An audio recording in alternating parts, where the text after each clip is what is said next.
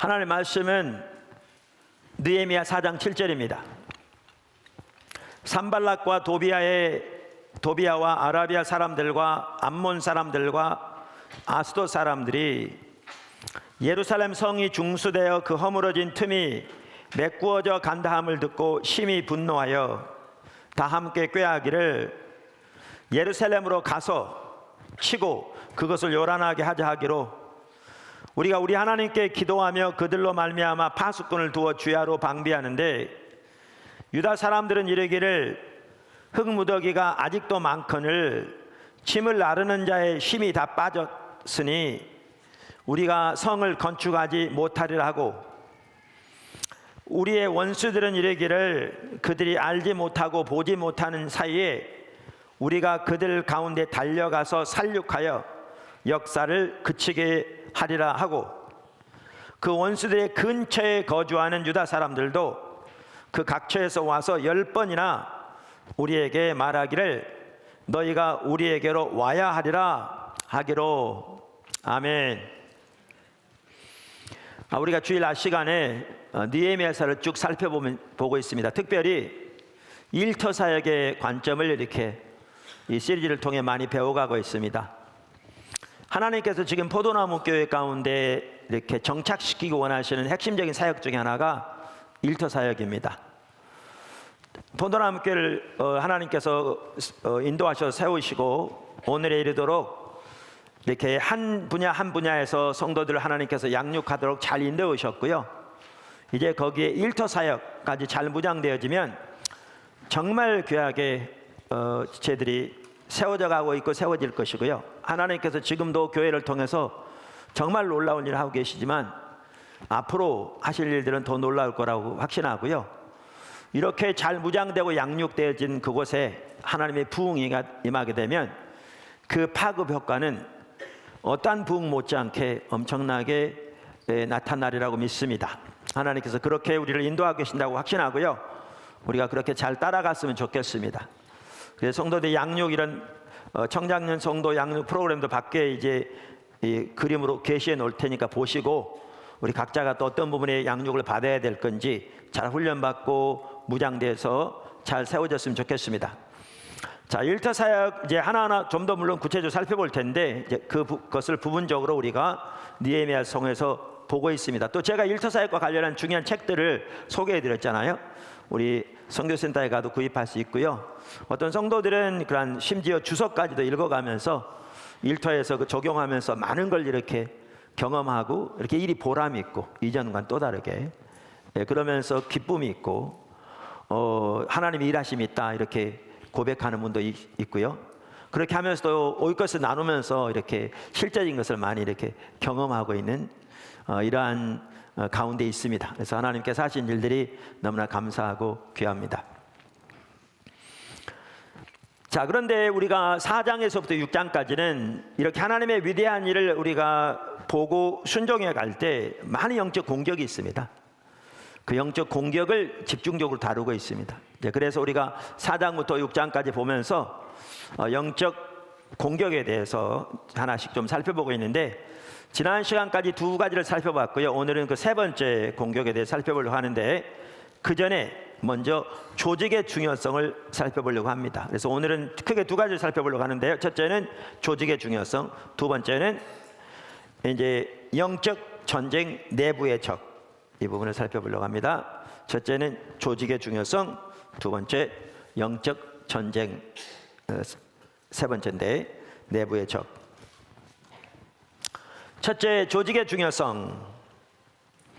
우리는 앞에서 그 느헤미야 3장에서 느헤미야가 예루살렘 성을 중건함에 있어서 그 성 전체를 어떻게 부분별로 나누고 그 다음에 그 부분별로 지파별로 또 가문별로 이렇게 나누어서 자기들의 맡겨진 일을 최선을 다해서 하게 했는가라는 부분을 이미 살펴봤습니다. 그러면서 하나님의 위대한 일이 이루어지기 위해서 연합이 필수적이다라는 부분들을 이렇게 이미 살펴보았습니다. 근데 그 연합을 위해서 매우 중요한 한 가지가 뭐냐면 조직입니다. 당연히 조직이 매우 중요합니다. 왜냐하면 조직이 없으면 연합 자체가 이렇게 일사불란하게 되어지지 않을 뿐만 아니라 많은 문제들이 야기될 것이고 서로 부딪히고 많은 문제가 야기돼도 그것을 이렇게 해결할 수 있는 길이 없겠지요. 느헤미야의 경우에는 모든 사람들을 조직적으로 짜서 각 파트의 일을 배분하고 지도력을 발휘해서 모든 사람들로 하여금 그들의 맡겨진 일에 힘을 다해 참여할 수 있도록 인도하였습니다. 훌륭한 리더입니다. 이게 리더의 모습입니다. 사실 리더의 모습이고요. 그래서 느헤미야는 참된 영적 귀한 리더였을 뿐만 아니라 또한 이것이 훌륭한, 그러니까 혹은 탁월한 행정가요 정치가의 모습입니다. 이게 사실은. 근데 여기에 이제 조직의 중요성이 나옵니다. 조직의 중요성이 나옵니다. 자, 작은 첫 번째, 조직이 성령을 대신하면 그것은 타락한 것입니다. 조직이 성령을 대신하면 그건 타락한 것입니다. 저는 수년 전까지 조직에 대해서 아주 부정적인 이해를 가지고 있었습니다. 왜냐하면 조직이 성령을 대신할 수 있기 때문입니다. 그리고 오늘날 심지어 교회에서마저 조직이 하나님을 대신한 경우가 정말 적지 않거든요. 일터에서는 말할 것도 없고. 그래서 저는 개인적으로 조직에 대해서 부정적인 이미지를 많이 가지고 있었는데요. 그런데 몇 년 전부터 바뀌었습니다. 왜냐하면 조직이 매우 중요하기 때문에 그렇습니다. 그러니까 예를 간단히 들면 이해가 쉽습니다. 그러니까 이제 결혼했는데도 수년 동안 아이가 없는 경우가 있잖아요. 자, 그런데 아이가 없다고 육아 교육을 잘 받는다고 아이가 생기지 않습니다. 육아 교육은 아이가 태어난 다음에, 생명이 태어난 다음에 필요한 겁니다. 그리고 아이가 태어나면 육아 교육은 매우 중요합니다. 마찬가지로 조직을 만든다고 하나님의 일이 이루어지지 않습니다. 조직을 만든다고 하나님의 능력과 하나님의 역사가 나타나지 않습니다. 그런데 오늘날 그렇게 이해하는 심지어 기독교인들 절대로 적지 않습니다. 그것은 어리석은 것입니다. 그것은 조직을 의지하는 것입니다. 그것은 조직으로 하나님을 대체한 것입니다. 그것은 우상숭배입니다. 그건 인본주의입니다. 조직 그 자체 안에 생명이 없습니다. 조직 그 자체가 생명을 낳지 못합니다. 사실 말씀드린 대로 그래서 오늘날 교회만 하더라도 무슨 운동에서 조직을 만들어서 그 조직으로 이끌어 가려고 하는데 그것은 너무너무 타락한 인본주의입니다. 그리고 그런 방식으로 하나님의 일이 이루어지지 않습니다. 이루어진 적이 없습니다. 그래서 조직이 성령을 대신하면 타락한 것입니다. 두 번째, 작은 두 번째. 반면에 조직은 매우 중요합니다. 조직은 매우 중요합니다. 아까 제가 예를 들었잖아요. 육아 교육을 받는다고 아이가 태어나지 않는다고요. 생명이 잉태해야 아이가 태어납니다. 그런데 아이가 태어나면 육아 교육은 필수입니다. 그래서 우리는 하나님을 집중적으로 찾아야 합니다. 하나님의 얼굴을 구해야 합니다. 그분의 뜻을 알기를 구하고 그분의 의중을 구해야 합니다. 그분의 마음을 알아 그 가운데 함께 있기를 추구해야 합니다. 모세처럼, 다윗처럼, 바울처럼. 그리고 하나님을 알고 존재를 다해 하나님을 사랑하기를 추구해야 합니다. 하나님의 뜻이 보이면, 하나님의 인도하심이 보이면 우리의 존재를 다해 순종하기를 적극적으로 추구해야 합니다. 하나님과의 관계에서 이 시대를 향한 하나님의 목적이 보이고 하나님의 계획이 보이면 우리가 온 사람으로 동참하되 그 일에 하나님의 뜻이 이루어지면 그것으로 충분해서, 그리고 하나님의 뜻이 이루어지도록 전적인 순종과 온전히 하나님만 의지하는 믿음을 가지고 하나님의 인도하심에 순종하는 삶을 살기 시작해야 합니다. 이렇게 주님을 추구하고 주님의 인도하심에 순종하기 시작하면 하나님이 일하기 시작하십니다. 하나님의 때 하나님 방법으로 일하기 시작하십니다. 하나님이 역사하시기 시작합니다. 그러면 하나님이 역사하시기 시작하면 이것을 담기 위해 조직이 필요합니다. 함께 조직이 필요합니다. 좋은 예가 느헤미야 예입니다. 우리가 잘 아는 대로 하나님께서 느헤미야를 통해서 그 시대에 예루살렘 성을 중건한 겁니다. 도성을 세우신 거죠. 나라를 세우신 거라 비슷합니다. 나라가 있었지만 지리 멸멸한 가운데 있었죠. 도성이 세워진다는 것은 그 나라의 국방이 세워진다는 거잖아요. 국방이 세워지면 그 나라의 안정적인 평화가 거기에 정착한다는 거잖아요. 안정적인 평화가 정착돼야 경제생활이 자유롭게 되어질 수 있고, 그래야 국민들의 삶이 윤택해지고, 그래야 그들이 안정된 가운데 자녀들이 태어나고, 거기에 진정한 교육이 있고, 그들이 교육 가운데 얼마나 자라나야 그 나라가 부강하고, 그래야 하나님의 뜻이 그 가운데 그들을 통해 이루어질 거잖아요. 이 일입니다. 위대한 일이죠. 그런데 이 일이 이렇게 그 반대로 그 당시에 하나님의 백성인 이스라엘이, 하나님의 도성인 예루살렘이 폐허 가운데 있을 때 느헤미야는 그 사실을 발견하고 그걸 하기 위해 조직부터 만들지 않았습니다. 인간적인 조직을 만들어 그걸 하려고 하지 않았습니다. 그랬더라면 전혀 성공하지 못했을 것이고, 하나님의 일은 일어나지 않았을 것이고, 철저하게 실패했을 겁니다. 어떻게 했는가? 우리가 이미 살펴본 대로 하나님께서 느헤미야에게 하나님의 뜻을 보이실 때 어떻게 하셨는가? 하나님의 백성이 처한 현실을 인식하게 하신 겁니다. 형제 중 하나인 하나니가 예루살렘에 다녀와서 보고한 말을 듣고, 말씀드린 대로 하나님의 이름으로 일컫는 여호와의 백성이, 그리고 하나님의 이름으로 일컫는 예루살렘 하나님의 도성이 폐허 가운데 있는 것을 깨닫게 됩니다. 자신들이 처해 있는 현실을 인식한 거죠. 하나님이 의도하신 하나님의 이름으로 일컫는 하나님의 백성과 하나님의 도성이 있어야 할 그 자리에 비춰볼 때, 지금 이 현실이, 폐허가 있는 현실이 너무나 하나님을 떠나 있는 가운데 하나님의 신계와 심판과 징계가 임한 그러한 상태에 있는 것을 인식하게 되죠. 그래도 어떻게 합니까? 기도로 나갑니다. 금식하면서. 그리고 이미 살펴본 대로 기도하며 금식하며 하나님의 긍휼과 자비를 구하고 하나님의 회복의 역사를 구하고 하나님의 도움을 구하는 중에 하나님의 비전이 더 선명히 보여지죠.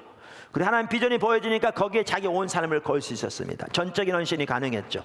이렇게 하나님을 의지하고 있는 가운데 우리가 이미 살펴본 대로 하나님께서 드디어 역사하기 시작하셔서 아닥사스다 왕의 마음을 움직여 총독으로 느헤미야를 파송하게 하고 주변 나라들로 하여금 느헤미야를 돕도록 명령을 내려서 드디어 하나님의 도성의 중건이 시작됩니다. 이렇게 하나님이 일하기 시작할 때 그걸 담기 위해서 필요한 것이 뭐였느냐?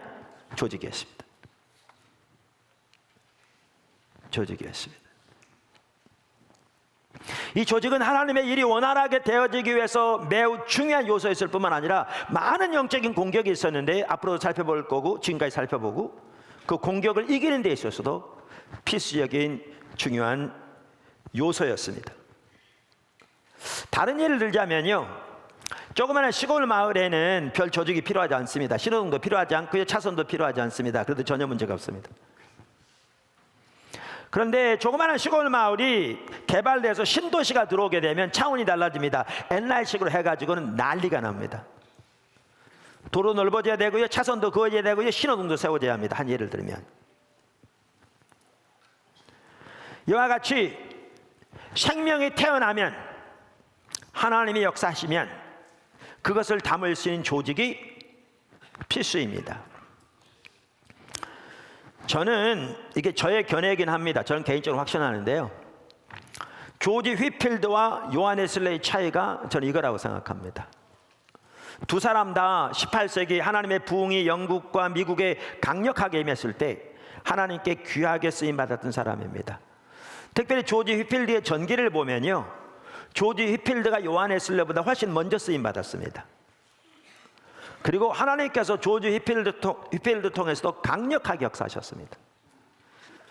요한 웨슬레를 통해서는 주로 영국에서 역사하셨고요, 그 당시에 또 웨일스 같은 데는 데니얼 롤랜드 같은 사람이 있었고, 웨일즈는 또 다른 하나님의 사람들이 있어서 그 시대가 부흥의 세기라고 할 만큼 하나님의 놀라운 역사들이 있었습니다. 그리고 조지 휘필드를 통해서는 영국과 미국을 양쪽을 다 사용하시면 왔다 갔다 하면 섬겼거든요.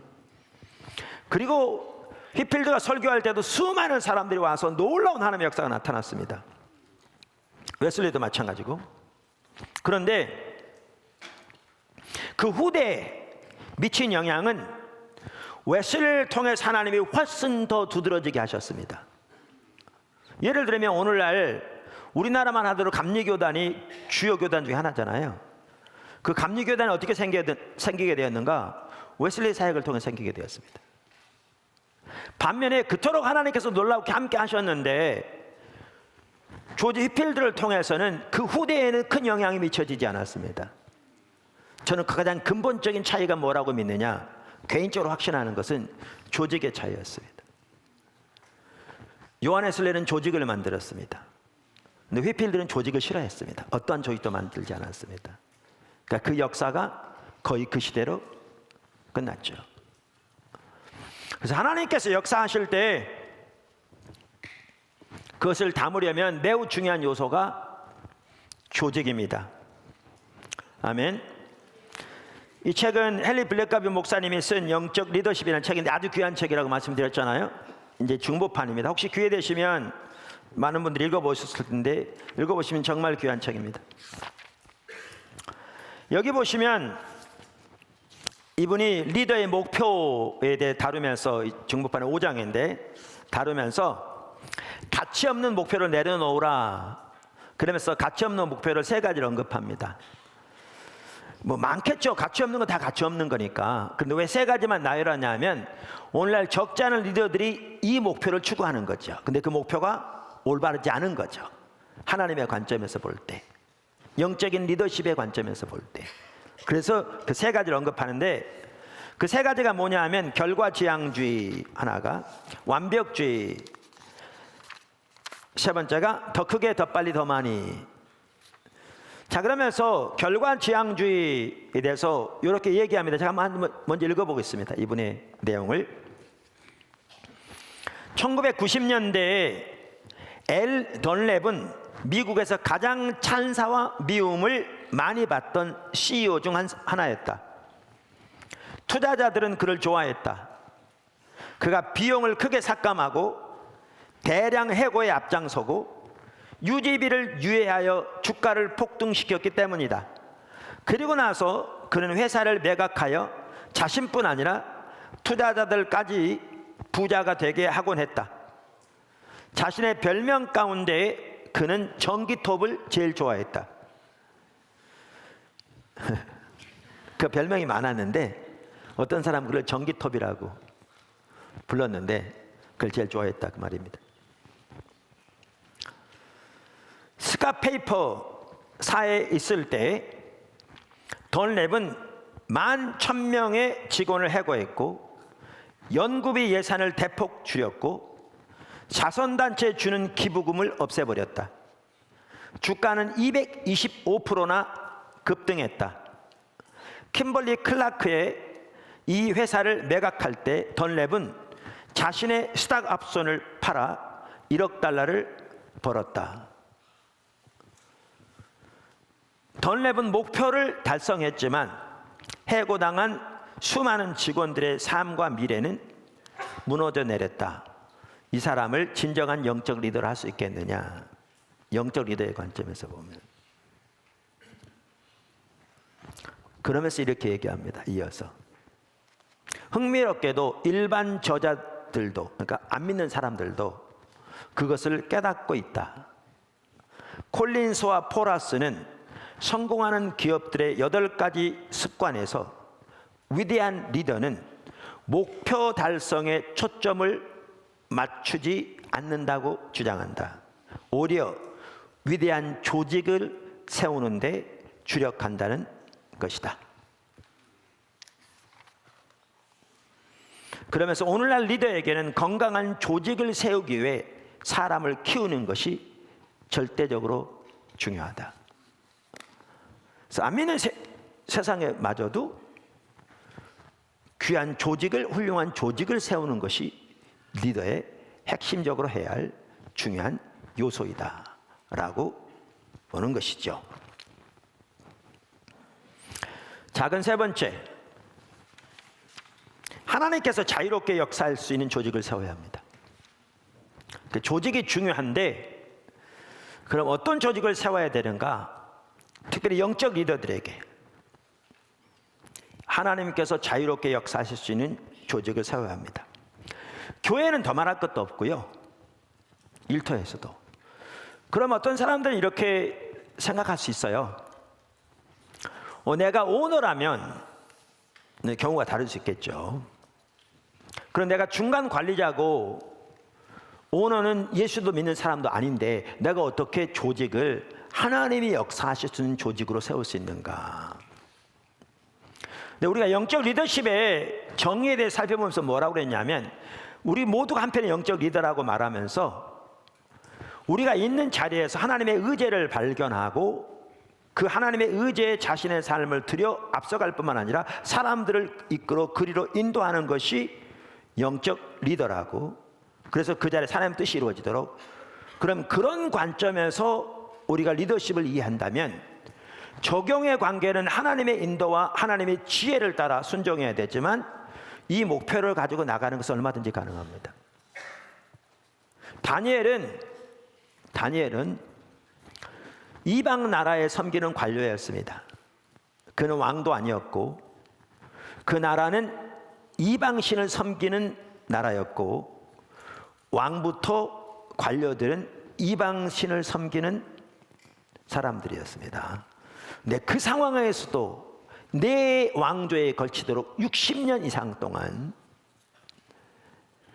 다니엘은 하나님의 의제를 위해 자신이 나갈 뿐만 아니라 사람들을 인도한, 심지어 왕에게까지 영향을 미친 사람이었습니다. 구약시대 사람임에도 불구하고. 그래서 우리는 이 원칙적인 것을 말할 때 이 목표는 얼마든지 우리가 바라보고 나갈 수 있는, 심지어 일터에서도 적용할 수 있는 부분이라고 확신합니다. 교회는 더 말할 것도 없고요. 말할 것도 없고요. 그래서 우리는 조직을 세우되 하나님이 자유롭게 역사하실 수 있는 조직을 세워야 합니다. 그러면 하나님께서 자유롭게 역사하실 수 있는 조직을 세우는데 어떤 조직이 하나님께서 자유롭게 역사하실 수 있는 조직인가? 저는 그 모델로 하나님이 의도하신 교회의 모습을 봅니다. 하나님이 의도하신 교회의 모습, 그게 우리가 우리가 바라보고 나갈 수 있는 조직과 관련한 매우 중요한 모델이라고 믿습니다. 여러분, 예수님도 세상에서의 하나님의 목적을 위해 조직을 세운 걸 아십니까?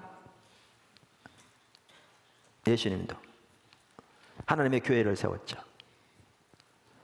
그래서 마태복음 16장 18절에 보면 예수님께서 베드로에게 말씀하신 거죠. 내가 이 반석 위에 내 교회를 세우리니 음부의 권세가 이기지 못하리라. 물론 사람들은 교회를 조직이라고 부르는 것을 주저합니다. 저도 교회를 조직이라고 부르는 것을 주저합니다. 그런데 조직인 거죠. 그래서 사람들은, 저도 개인적으로 교회는 유기체이죠. 영어로 organism, 살아있는 유기체. Not an organization. 그냥 조직이 아니라. 그러니까 하나님의 생명이 그 속에 살아 움직이고 통해서 역사하는, 그리고 그 안에서 역사하는 살아있는 유기체인 거죠. 단순한 인간의 조직이 아닌. 어찌됐든 간에 하나님은 이 땅에서의 하나님의 목적을 위한 전략으로 조직을 세우셨다는 거죠. 다시 말하면 하나님께서 역사하실 수 있는 조직을 세우셨다는 겁니다. 자, 그러면 하나님의 의도하신 교회가 말씀드린 대로 하나님이 살아서 역사하시는 그런 조직을 세우는 하나의 모델이 될 수 있다. 심지어 일터에서도 그렇게 말씀드렸는데 어떤 의미에서요? 교회에 대한 관점에 대해서, 교회에 대한 부분에 대해서는 제가 기초성경구 3권에 몇 과에 대해서 다뤄놨고요. 지금 그걸 살펴보려고 하는 건 아닙니다. 세 가지 관점에서 제가 지금 말씀드리려고 합니다. 교회는 삼일체 하나님의 교회잖아요. 아멘. 자, 교회는 먼저 하나님의 교회입니다. 하나님의 교회. 고린도서 1장 2절, 데살로니가서 2장 14절, 디모데전서 3장 5절 등에 보면 잘 나와 있죠. 그래서 고린도서 1장 2절만 하더라도 고린도에 있는 하나님의 교회 이렇게 시작합니다. 하나님의 교회입니다. 근데 저희는 이게 일터에서도 적용될 수 있다고 믿는 게 뭐냐면, 교회가 하나님의 교회인 것처럼 오늘날 비즈니스만 하더라도 하나님의 소유된, 하나님께서 그 비즈니스 안에 하나님의 은혜를 부으시고 일하셔서 또 그 비즈니스를 통해 일하셔서 이 땅에서 하나님의 목적을 이룰 하나님의 비즈니스를 세우고 계신다고 저는 확신합니다. 저는 확신합니다. 그리고 우리의 비즈니스가 그렇게 돼야 합니다. 이게 비즈니스 에스 미션이죠. 비즈니스 에스 미션. 비즈니스를 미션으로 아는 거죠. 그럼 더 나아가 우리의 일터만 하더라도 우리는 그러한 관점에서 얼마든지 볼 수 있습니다. 우리가 전체 리더가 이제 오너가 아니라도. 그래서 교회는 하나님의 교회이듯이 우리의 사역도 또 우리의 조직도 우리의 비즈니스도 우리의 일터도 하나님의 소유인 거죠. 할렐루야. 그 다음에 두 번째, 교회의 머리는 예수님입니다. 성경은 명확하게 말하고 있죠. 그래서 골로새 1장 18절, 그는 예수님을 가리킵니다. 몸인 교회의 머리시라. 근데 예수님이 교회의 머리시란 말은 그 의미가 여러 가지 그 속에 들어 있습니다. 아까 말한 그 책에 보면 다양하게 제가 기록해 놓았습니다. 근데 오늘 이와 관련해서 한 가지만 말씀드리면 여기에 매우 중요한 게 뭐냐면 에베소서 4장 16절입니다. 에베소 4장 16절. 제가 읽어보겠습니다.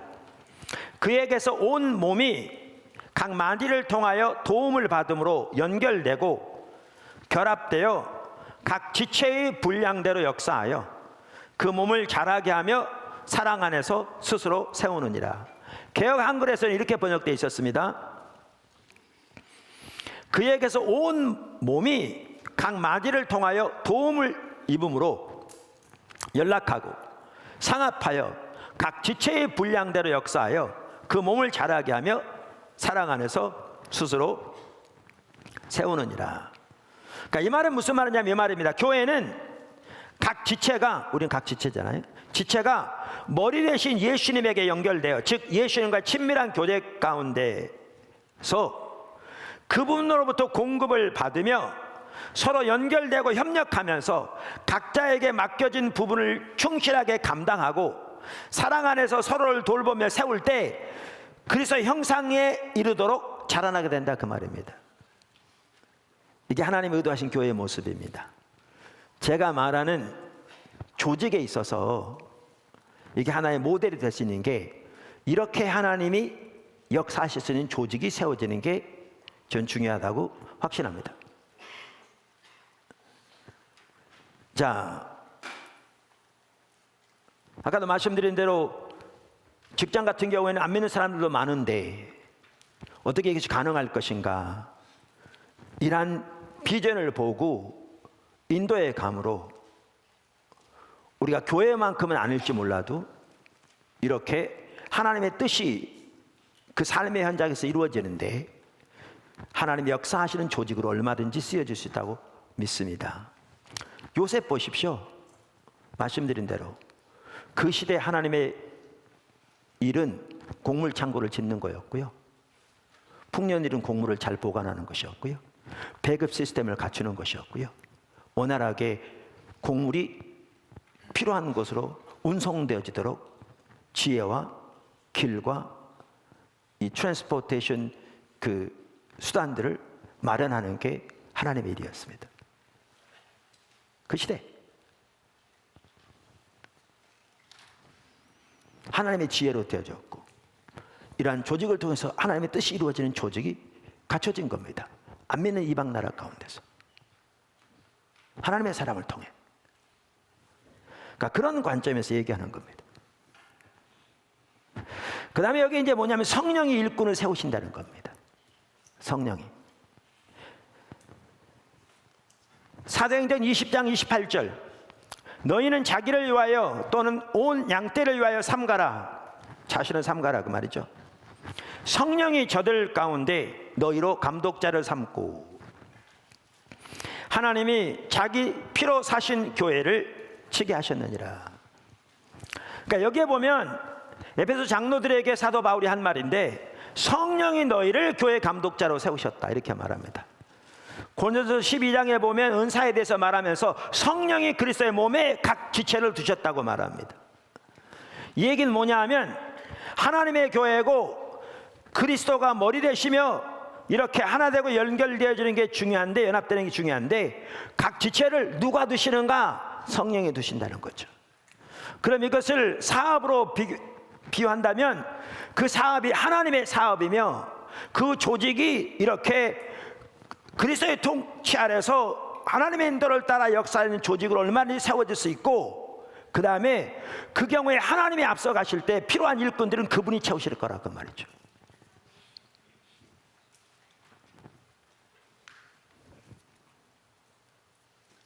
저는 이걸 믿습니다. 그래서 제가 가끔 말씀드린 대로 교회에 어떤 중요한 리더가 필요한데 없었을 때,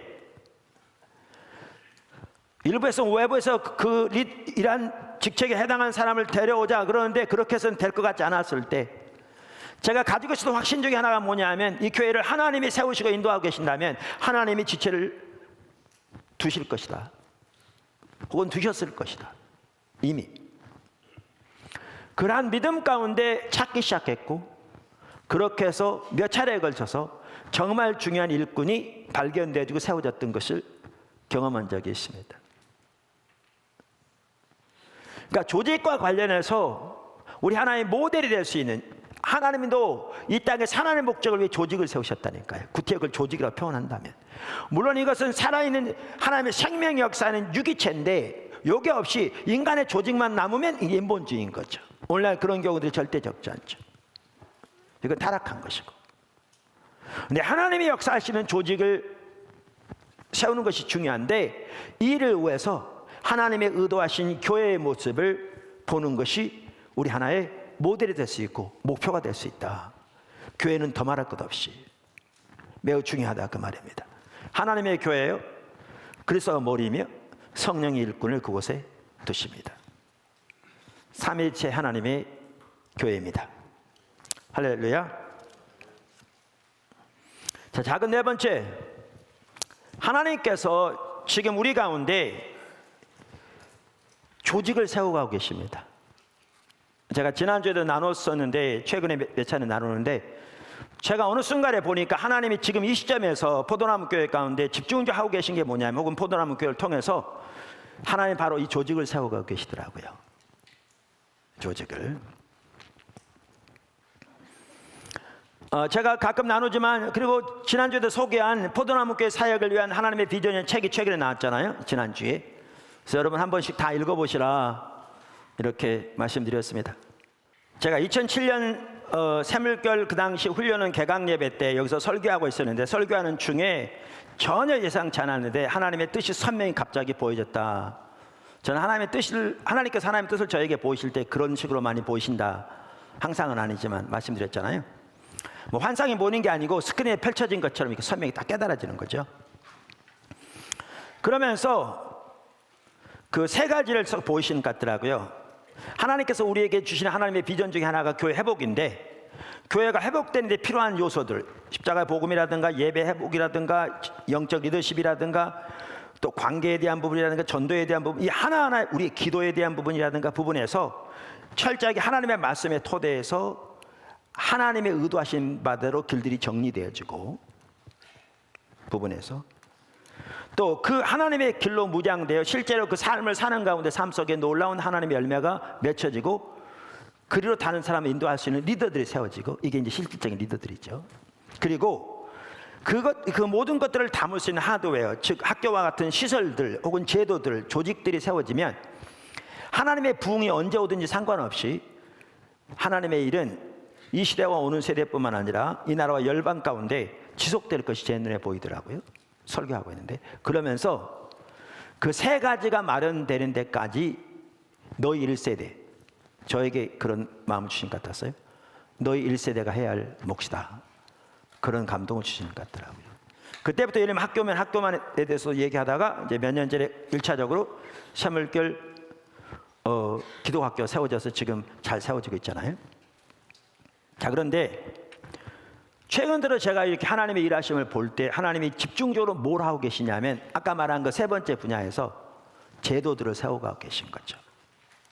성도들이 잘 무장되어지도록 각 분야에서 길들이 정리되고, 또 하나님께서 세계적으로 세우신 귀한 사람들을 통해서 하나님들이 길 정리하는 걸 배워가면서 이 부분이 잘 정리되고 있고요. 거기다 일터 사역만 더해지면 정말 귀하게 성도들이 각 분야에서 세워질 것 같고요.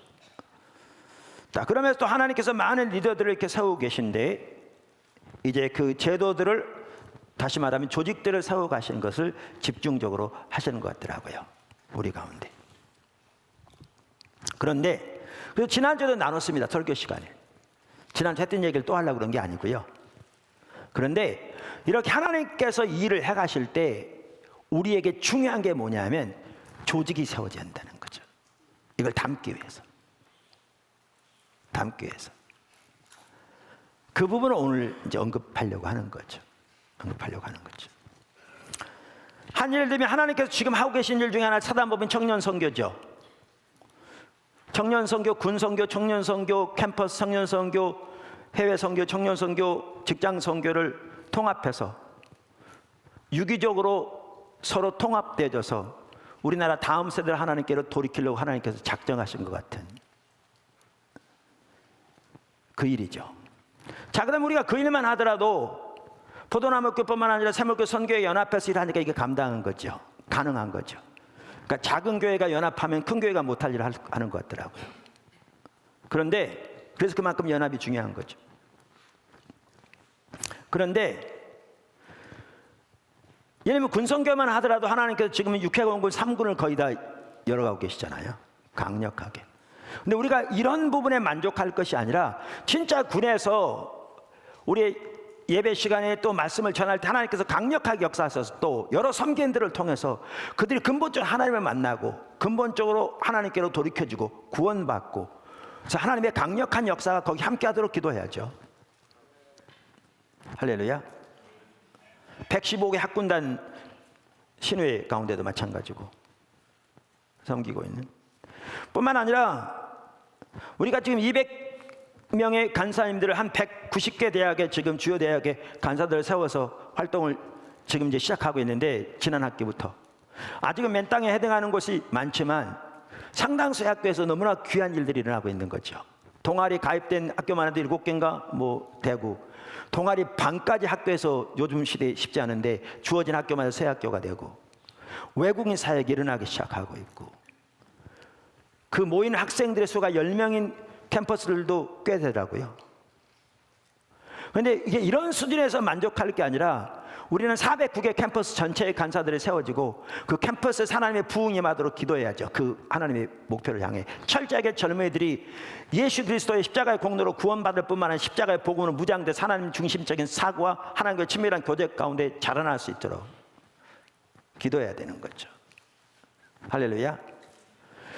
그래서 그들의 열방으로 보내는 1년씩 2명씩 짝지어서 6개월 만에 또 2명을 보고 2명 돌아올 때 또 2명 보내고 그래서 4명이 한꺼번에 섬길 수 있는 그들이 언어를 배우고 문화를 배우고 섬김을 보고 선교를 배우고 큐티를 배우고 사역을 배우고 설교를 배우고 통합적으로 정말 귀하게 배워져가는 우리의 목적은 양육이지만 정말 하나님을 사랑하는 젊은이들이 4명이 한꺼번에 가 있으니까 어른 선교사들이 감당하지 못하는 사역들이 거기서 이루어지고 있는 어린이 사역이나 젊은 세대 사역에 있어서 정말 큰 영향력도 이루어지고 있는 근데 지금 현재는 세 나라에 가 있습니다.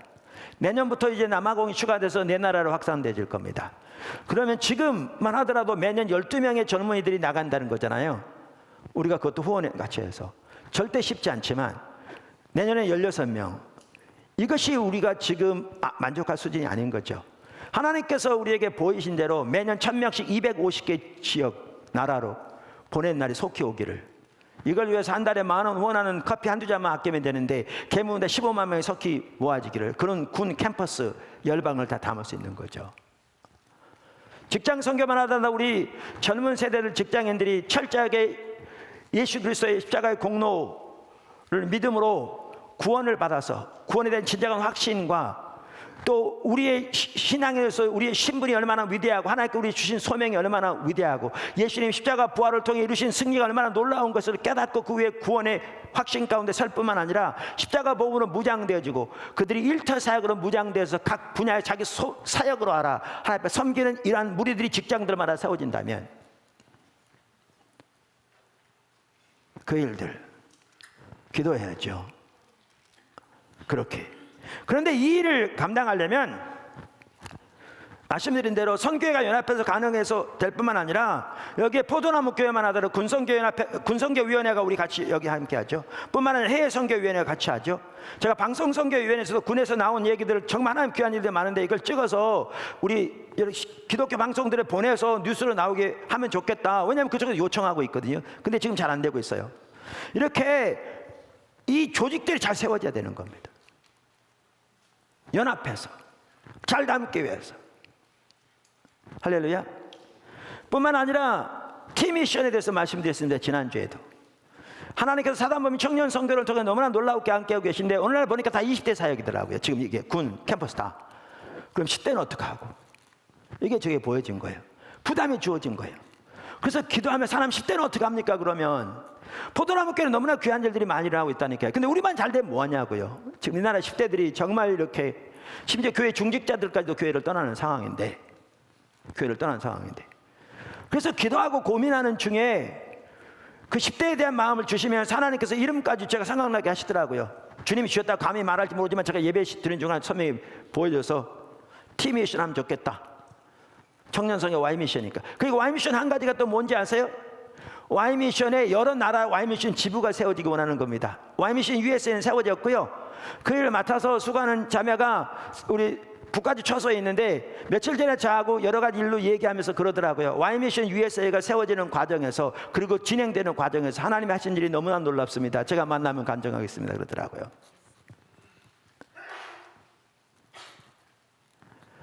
근데 그 Y미션이 여러 나라에 세워지기 원합니다. 그래서 그 나라에 있는 교포들뿐만 아니라 젊은이들을 이렇게 돌이키는데 같이 쓰여지기 원하는 거지.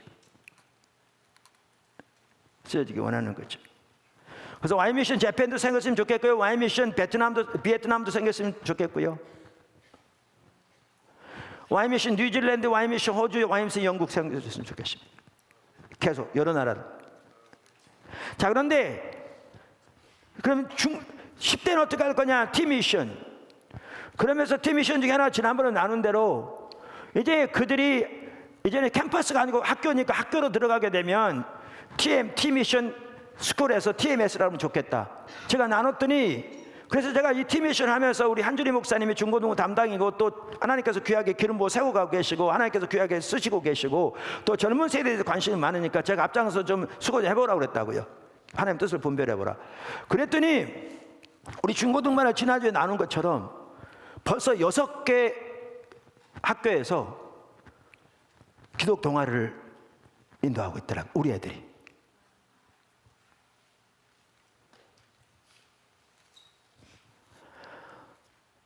이 동일한 일들이 우리나라 교회에서 일어난다면요 진짜 귀한 일들이 일어나겠죠. 그래서 어제 우리 기도회도 모일 때에도 거기에 이제 T미션 위원회를 만들 겁니다. 여러분 다 적어놨다가 책 보라고 해도 보지도 않고 하라고 해도 하지 않고 들어오지도 않고 먹으라도 먹지도 않고 마시라고도 마시지 않고 앉으라도 앉지도 않고 서라고도 서지도 않고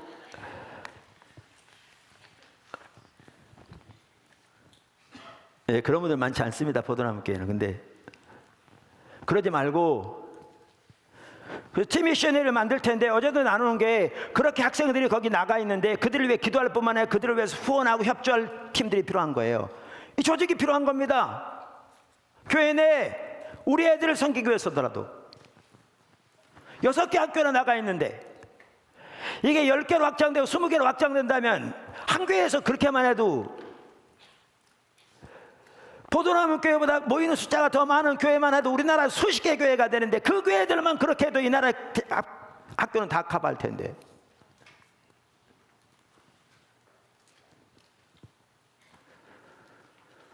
그래서 T미션을 만들면 관심 있는 분들 바로 오십시오.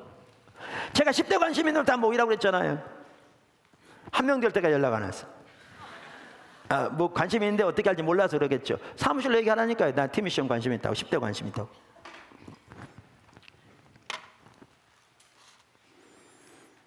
그 중고등부 함께 할 뿐만 아니라 여기 새물교 기도학교도 같이 갈 뿐만 아니라 T미션 위원회처럼 그 가칭입니다만은 그렇게 조직이 같이 가야 합니다. 담을 수 있기 위해서. 제가 지난번에 뭐라고 그러냐면 지난 주일날 설교 시간에 팀미션과 관련해서 10대들은 특별히 문화적인 면이 하나님이 더 중요한 것 같다. 20대도 마찬가지지만 그게 어렴풋이 보였어요. 지난 주일 컨퍼런스 기간 동안에 한 번은 한준희 목사가 저를 찾아왔어요. 이 방면에 같이 좀 하나님의 이렇게 예배 중에 선명히 보였는데 같이 하나님 뜻인지 분별하기 위해서 왔다고. 그래서 그 컨퍼런스 중에 제가 이번에 설교를 많이 하다 보니까 좀비가 돼가지고 한 번은 설교도 못하고 원고 그냥 이기수 목사님 넘겨줬거든요. 그런 상황인데 새벽 1시까지 얘기했어요. 같이. 그러면서 보여진 게 뭐냐면 어느 한 찬양팀만 하도 이게 만들어서 유튜브에 올렸는데 요즘은 유튜브 올리면 금방 뜨면 그래서 그 팀들 같은 경우에는 가는 곳마다 젊은이들이 막 쫓아나온대요. 근데 우리 기도학교만 하더라도 전문적인 수준에 이른 팀들이 있답니다. 보컬, 악기. 그래서 10대 찬양팀이 없답니다. 지금 우리나라에. 10대들이 자기들의 얘기를 나눌 찬양팀을 찾는 데 없다는 거예요. 그래서 1차로 뭐 하려고 그러냐면 이번에 10대 찬양팀 만들려고 합니다. 실력을 제대로 갖춘. 거긴 작사하는 아이들도 있고 작곡하는 아이들도 있고요. 그러면서 그것부터 시작하고요. 용인 씨하고도 협력해서 그 일을 용인 씨 다음 세대 사역에 우리 용기총 제가 적극적으로 물부대에 있으니까 해나갈 겁니다. 조직이 필요합니다. 팀이 다음 세대 교회 개척 프로젝트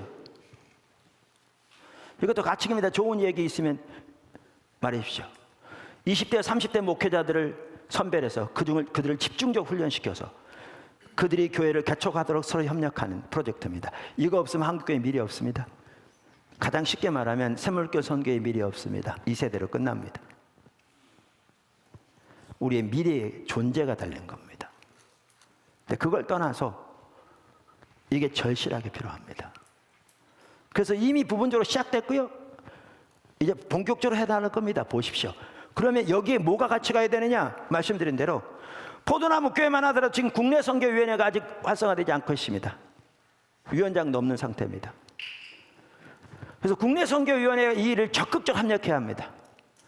그래서 이 방면에 관심이 있고 비전이 있는 하나님의 사람들을 모집합니다. 국내 선교위원회. 그리고 이 일을 감당할 수 있는 정말 비전을 가지고 하나님의 비전에 헌신된 리더를 찾고 있습니다. 그러면 국내 선교위원회가 여기 같이 갈 거고요. 거기에 뭐가 같이 갈 거냐면 우리 교단 국내 선교부가 같이 갈 겁니다.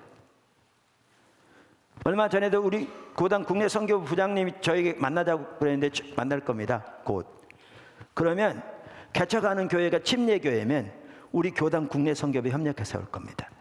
그 세워지는 우리 초교파라니까 교단 이 세워진 교회가 감리교회면 감리교 국내 선교부가 같이 할 겁니다.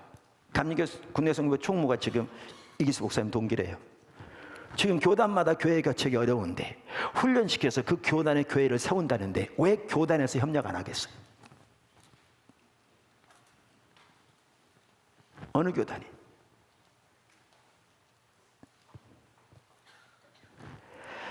그래서 하나님께서 일해 가시는데 일 다음 교회에서 조직들이 필요합니다. 국내 선교회도 필요하고 말씀드린 대로 NWCS 샘물교 기도학교입니다.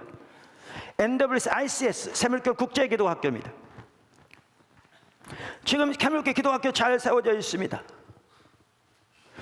잘 인도해 나가고 있습니다. 날이 갈수록 더 발전하고 있습니다. 제가 국제기도학교 초등학교 중심으로 만든다고 그랬는데 지금 정확한 때는 모르지만 내년은 아닌 것 같고요. 내년 1년 동안 준비해서 모든 여건이 갖춰진다면 이건 하나님이 하셔야 되는데 그 다음에는 2021년부터 시작했으면 좋겠다는 마음이 있습니다. 아까 말한 대로 하나님 인도하시면 구체적으로 환경적으로 이제 뒷받침돼야 합니다. 그런데 이 일을 위해서 중요한 한 가지가 뭔지 아십니까? 이겁니다. 장학위원회. 장학위원회는 샘물교 기도학교만에 있지 않습니다. 제가 오래전부터 이 부분이 절실하게 필요한 걸 늘 봐왔습니다. 그런데 그동안 잘 진행되지 않아서 기다렸다가 이번에 그 새롭게 출발할 겁니다. 두고 보십시오. 하나님 어떤 일을 하시는지.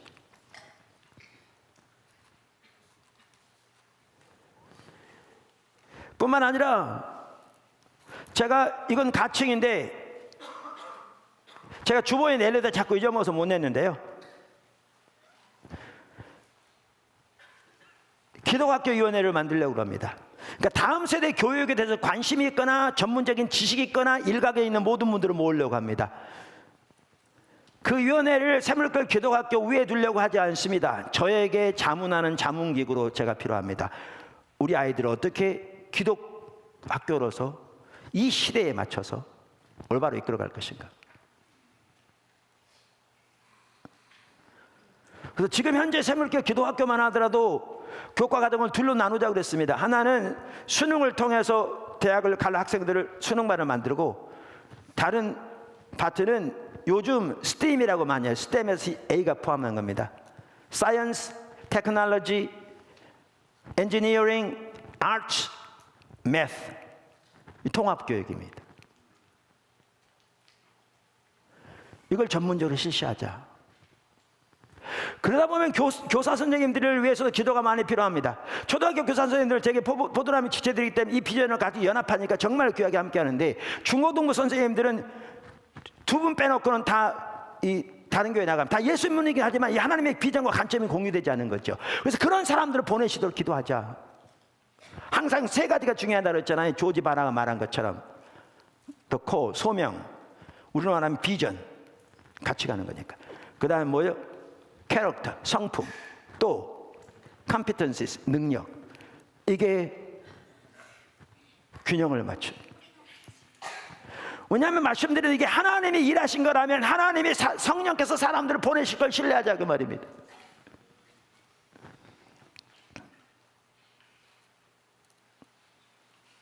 신뢰하자.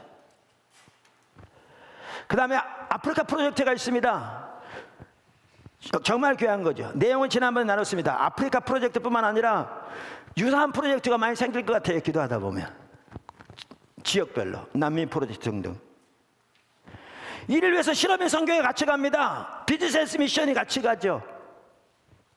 그러니까 실업인 선교회만 하더라도 팀들이 다 토요일날 기도에 나와야 합니다. 인간적인 지혜 가지고 안 됩니다. 하나님이 어떻게 일하신 걸 보아야 되고요. 하나님의 도움과 은혜를 구해야 되고요. 하나님 주신 지혜를 따라 생해야 합니다. 주님이 지금 뭘 하고 계신 걸 봐야죠. 자기 지혜를 따를 것이 아니라. 세상적인 지혜는 얼마든지 사람들이 낼 수 있는데 하나님 앞에 아무런 의미가 없습니다.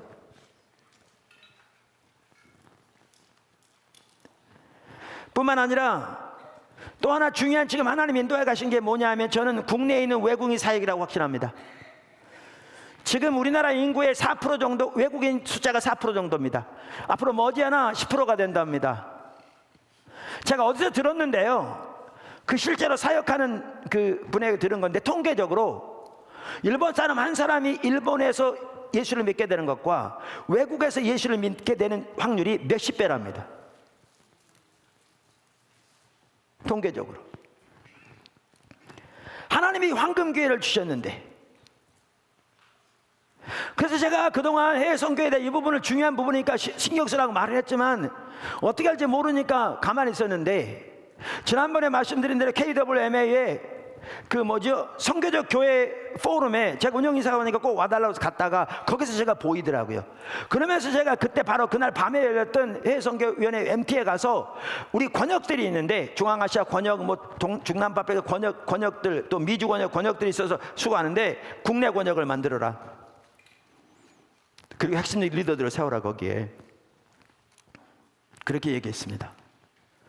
그리고 제가 거기 KWMA 가서 보니까 한 분이 국내 사역을 하는데 귀한 일을 하시는데 세 가지 방면에서 하더라고요. 각 언어의 민족의 교회 개척하고요. 두 번째는 신학교를 운영하고요. 토요일 주일 운영하더라고요. 세 번째는 방송하는 거죠. 유튜브로 생방송이 되고요. 라디오는 앱으로 하면 되니까 시설 들어가지 않고 얼마나 할 수 있는 거죠. 일꾼들을 모으라. 그런데 어떤 일이 있었는지 아십니까? 제가 그 다음 주에, 그러니까 지난주 같습니다. 우리 침례교단의 해외 선교부에서 FMB라고 그러는데 포럼이 있었습니다. 또 제가 이사하기도 하니까 꼭 와달라고, 또 제가 한 분과에 맡아서 이렇게 좌장 역할을 해야 되니까 와달라고. 그래서 제가 그날 신학 신학교 신학원 강의를 마치고 갔습니다. 근데 저한테는 동원문과를 맡겼습니다. 왜냐하면 하나님께서 포도나무교회를 통해 일을 하고 계시니까.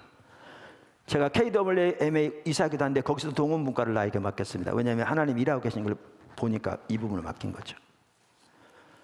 근데 요즘 동원 자체가 힘드니까 그 분과별로 모였는데 내가 좌장인 그 동원분과에는 아무도 안 온 겁니다. 왜냐하면 나눌 게 별로 없다고 생각한 거죠. 이 교회들이 많이 침체되어 있고 이게 동원이 어려우니까. 그래가 누구하고 둘이 앉았냐면 회장님하고 둘이 앉았습니다. 그래가지고 하나님이 하고 계신 일을 나누라. 그게 이제 동원분과 일이니까 나누는 중에 제가 요 얘기를 했습니다. 지금 한 얘기. 우리 해외 선교회도 일해야 합니다. 국내에. 분과를 만들어서. 그랬더니 이게 국내 선교부 등과도 연결돼서 그래서 제가 강력하게 제안해서요. 11월 달에 해외 선교부, 국내 선교부, 선교사 훈련원장 저 4명이 만납니다. 우리 교단적으로 이 일을 어떻게 할 것인지 가닥을 잡기 위해서.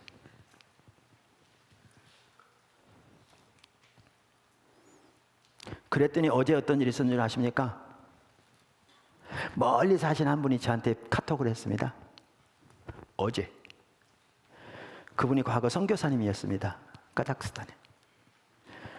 그분이 얼마 전에 카자흐스탄 다녀왔는데 카자흐스탄 사람들, 많은 사람들이 지금 한국에 와 있는데 그 중에 많은 사람들이 인천과 울산 쪽에 있는데 교회를 세워달라고 요청했답니다.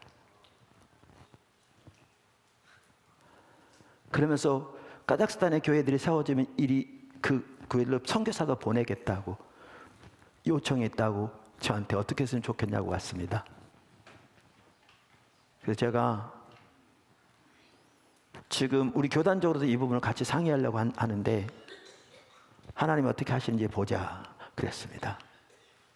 자, 그러면 하나님이 이렇게 일해 가실 때 거기에 해외 선교위원회뿐만 아니라 방송선교위원회도 같이 가야 되고 각 위원회가 같이 가야 합니다. 제가 지금 뭐 얘기하려고 그런 줄 아십니까?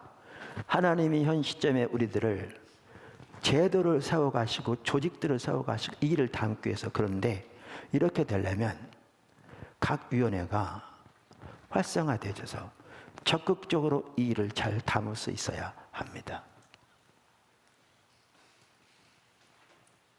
저는 포도나무교회 지체들 여러분이 지체서약 하잖아요. 우리는 다 그래야 정식 성도가 되거든요. 그 지체서약 하는 내용 중에 하나가 뭐냐 하면 제가 이렇게 묻죠.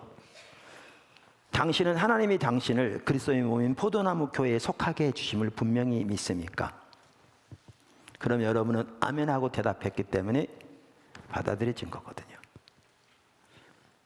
그러면 하나님이 여러분을 포도나무 교회에 속하도록 부르셨다면 이 교회를 통해 하나님이 하신 이 모든 비전으로 여러분 부르신 거거든요.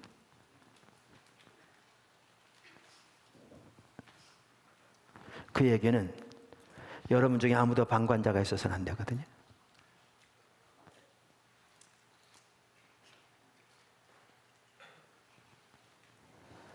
돈도 없는데 맨날 헌금하라는 얘기냐? 아니요. 헌금에 상처 있으신가요? 하나님의 일은 헌금으로만 되어지는 게 아닙니다. 여러분이 돈이 없다면 얼마든지 기도는 할 수 있습니다. 주어진 대로 봉사는 할 수 있고요.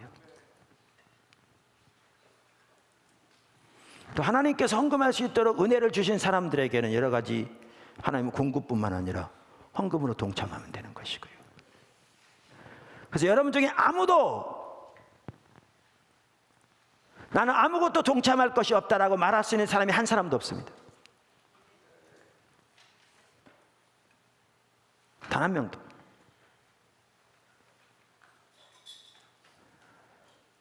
그래서 모든 여러분들이 다 위원회가 생길 때마다 거기 다 들어가라 그 얘기는 아닙니다.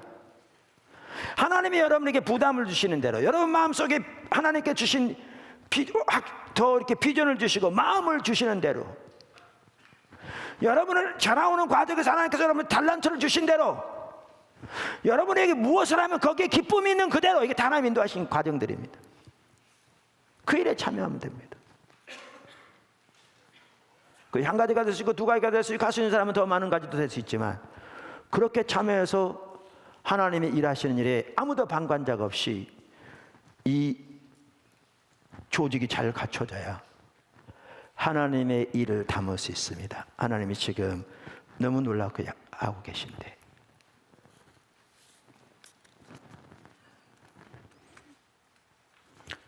앞으로 세워져야 할 것은 새물결 대학입니다. 왜냐하면 우리 유치원, 우리 저기 선교원부터 하나님의 아이들이 정말 귀하게 자라고, 포도남교만 하더라도 아동부, 중고등부, 대학 청년 하나님께 귀하게 함께하고 계시고, 또 선교회적으로도 죄송합니다. 겨울과 여름으로 워십 캠프, 연합수련회죠. 통해서 하나님이 정말 귀하게 함께하시고 어려서부터, 그리고 새물결 기도학교를 통해서 아이들이 놀랍게 자라고 있고, 이들 중에 복음의 사역을 위해 하나님이 부르신, 그 외에도 그들을 무장시켜 사회 각 분야에서 하나님의 사람들을 사역할 뿐만 아니라 특별히 복음의 사역을 위해 무장된, 그리고 어려서부터 언어를 배우고 외국 문화를 배워서 자란 그들을 이제 하나님 중심적인 신학의 토대 위에서 하나님과 올바른 관계 가운데 저들을 무장시켜 또 신앙 훈련도 곁들여서 열방으로 보내기 시작하면 열방을 담는다는 것이 단순한 구호가 되지 않을 것 같더라고요. 거기 한 자리에 새물결 대학이 있습니다. 어떻게 할지 저는 모르겠습니다. 근데 그건 분명히 있습니다. 그래서 주님 바라보고 따라가고 있습니다. 시간이 되면 주님이 보이실 겁니다.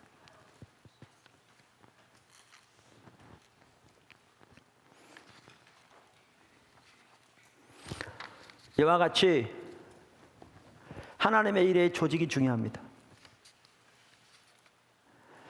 이런 부분들이 잘 세워지면 하나님이 시작하신 일은 지금 이 시대뿐만 아니라 오는 세대까지 계속될 겁니다.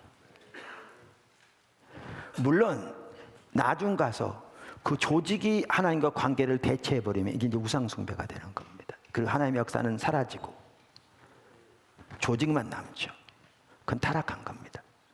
그런데 하나님께서 일해 가실 때 그 조직을 잘 세워서, 하나님의 역사하신 조직으로 세워서 지속적으로 하나님을 추구하는 가운데 하나님의 인도를 따라 믿음으로 순종하되 이렇게 협력해서 순종해 가면 하나님의 일은 지속될 뿐만 아니라 저는 지금까지 하나님의 일보다 앞으로 하나님이 하실 일들이 훨씬 더 크다고 확신합니다. 지금이 시작에 불과합니다. 너무나 놀라운 일들 그동안 하셨지만, 하고 계시지만 시작에 불과합니다. 자, 큰 두 번째입니다. 영적 공격. 여기서 끝내도 되는데, 그죠? 우리 교회는 예배, 그러니까 2시간 반이니까 2부 예배는. 목사님들을 만나면 그래요. 지금도 예배 2시간씩 반씩 들어가지고 교회가 되겠냐 그래요. 그러니까 우리는 안 되게 돼 있어요. 안 되게 돼 있는데 여기까지 된 것만 정말 하나님의 기적입니다. 근데 말씀 하나라도 정말 하나님 안에서 하나님의 길을 발견하고 삶이 조정되고 주의 길을 가고 말씀에 비춰서 우리 현실을 보고 돌이키려면 짧은 시간에도 안 될 거예요.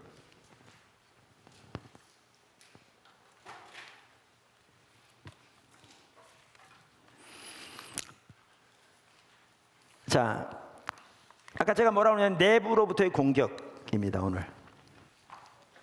그러니까 외적인 공격보다 어떻게 보면 더 무서운 것이 내부의 공격입니다.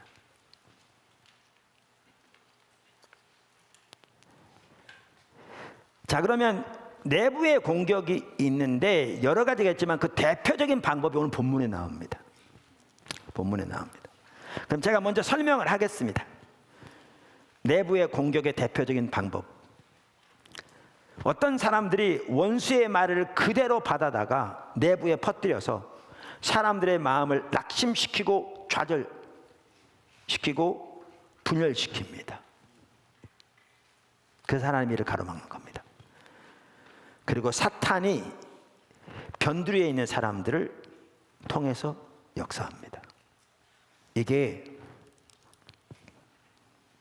교회 내에서건 일터에서건 하나님의 일을 앞서가실 때 우리가 따라갈 때 어둠의 세력들이 방해하는 핵심적인 방법 중 하나입니다. 다시 읽겠습니다. 어떤 사람들의 원수의 말을 그대로 받아다가 내부에 퍼뜨려서 사람들의 마음을 낙심시키고 좌절시키고 분열시킵니다.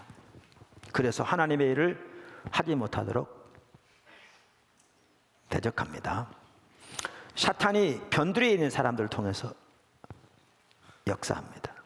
여기에 심각한 게 뭐냐면요, 정작 본인 자신은 자기가 사탄의 도구가 되고 있다는 사실을 전혀 모를 수 있습니다.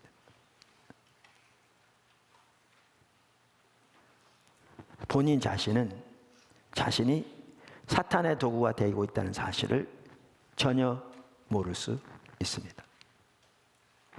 자, 오늘 본문을 한번 보시죠. 4장 7절부터 우리가 아까 읽었었는데, 우리가 이미 지난 2시간에 걸쳐서 어떻게 산발락과 도비아로 대변되는 어둠의 세력들이 하나님의 일을 방해했는가 살펴봤습니다. 자, 그럼에도 불구하고 포기하지 않고 느헤미야를 중심으로 해서 유다 백성들이 힘을 다해서 예루살렘 성을 지금 중건합니다. 그 의미는 아까 말씀드렸습니다. 너무나 중요한 일이죠. 너무나 중요한 일이죠. 그래서 여기에 보시면 허물어진 틈이 메꿔져 가고, 그러니까 그들이 심히 분을 내었다. 그러면서 8절에 보면 예루살렘으로 가서 치고 그것을 요란하게 하자 하기로 이제 느헤미야를 중심으로 해서 하나님께 기도할 뿐만 아니라 그들이 파수꾼을 두어서 밤낮으로 방비하는 겁니다. 한쪽에는 보초석, 한쪽에 일하고 교대로, 그러니까 거의 잠도 못 자는 거죠. 이렇게 죽을 둥 살 둥이라고 있습니다. 하나님의 그 중요한 일이 이루어지도록. 그랬더니 어떤 일이 있었느냐, 10절에 이런 일이 있었습니다. 유다 사람들은 이르기를, 여기에 보면 이들이 유다 사람들입니다. 이르기를 흙 무더기가 아직도 많거늘 짐을 나르는 자의 힘이 다 빠졌으니 우리가 성을 건축하지 못하리라 하고, 여러분 말씀드렸잖아요. 어떤 상태였다고요? 예루살렘 성이 무너져 폐허 가운데 있었다고요. 성문은 불탄 지 오랫동안 남아 있었다고요. 성을 쌓으려면 무너진 쓰레기부터 치워야 되는데 요즘같이 중장비가 있는 것도 아니고 포크레인과 단프트럭이 있는 것도 아니고 사람들이 일일이 그걸 드러내야 되는데 그 양이 어마어마한 거죠. 쌓아갈 뿐만 아니라 그 쓰레기를 치워야 되는데 이게 우리가 할 수 있느냐는 겁니다. 근데 여러분 잘 보시면 뭘 볼 수 있냐면 이걸 볼 수 있어요. 우리가 이미 지난 2시간을 살펴봤는데 첫 번째 그 사탄의 방해를 살펴보면 조롱하고 멸시한다.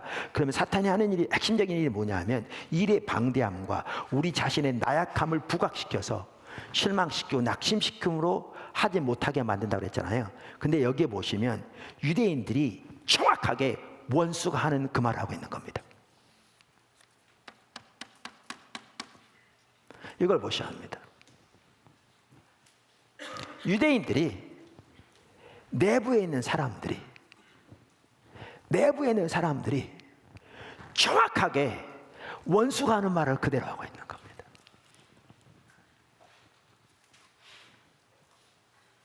내부에 있는 사람들이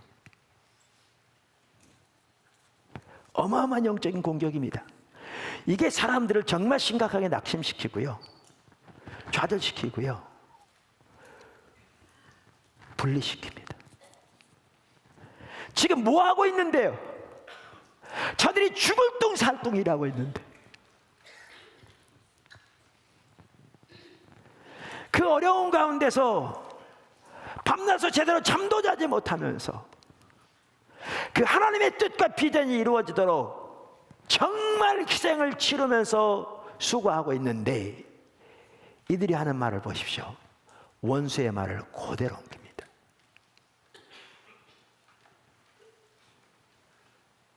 원수의 말을 그대로 옮깁니다. 이따도 나눌 텐데 왜 원수의 말을 그대로 옮기냐면 가치관이 똑같기 때문에 그렇습니다. 가치관이 똑같기 때문에 그렇습니다.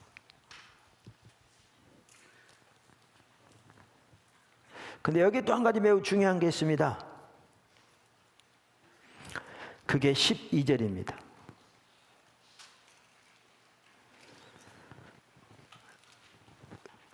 그 원수들의 근처에 거주하는 유다 사람들도 그 각처에서 와서 10번이나 우리에게 말하기를 너희가 우리에게로 와야 하리라 하기로.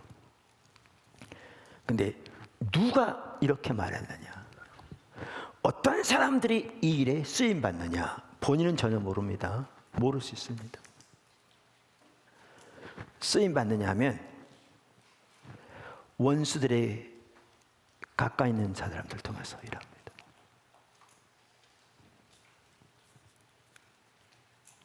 그걸 제가 변두리에 있는 사람들과 표현한 겁니다. 원수에게 가까이 있는 자들을 통해서 역사한다니까요. 가까이 있는 자들에게.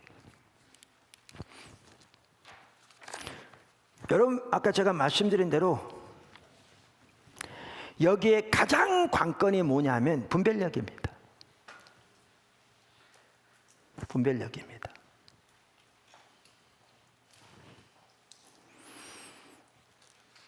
저는 사람들이 상처받았다 뭐 이런 사람 많아요. 포도나무 교회도 일부 성도 떠나면서 뭐 상처받았다 뭐 그래요.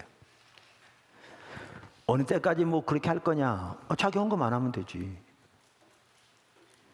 아니 여기서 수백 가지 일이 진행되면 어떻습니까? 본인 헌금 안 하면 될 거잖아요.